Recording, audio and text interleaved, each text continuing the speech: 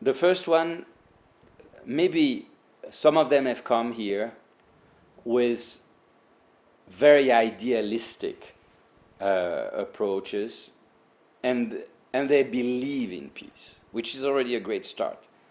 But it's Eleanor Roosevelt who said, many of us believe in peace, but now we need to work at peace. So how do you move from these ideals to really developing, when, as a student here, the practical skills that will make peace a reality? I think that peace is an ideal and will remain an ideal.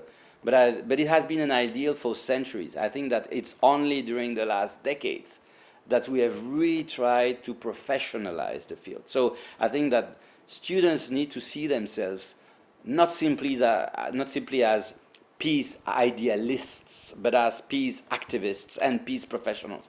The second piece of advice would be that here, when they are surrounded by wonderful people, wonderful friends, colleagues, staff, it's a very supportive environment with people who share the same ideals.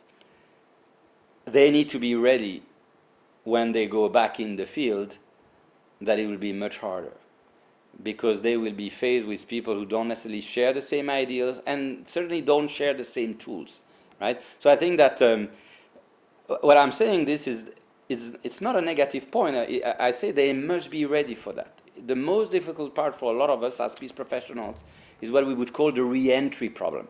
You re-enter the world of the real world, and the real world is not, unfortunately, UPeace. It's not the University for Peace. Maybe one day all the universities will be universities for peace, but that's not the case right now. But the third piece of advice: you should never, never despair. Because that's the risk, isn't it? The major risk is that you have come here with strong beliefs, and somehow you have more than just beliefs. You have tools, you have understanding of theories, you have all of that because you came here.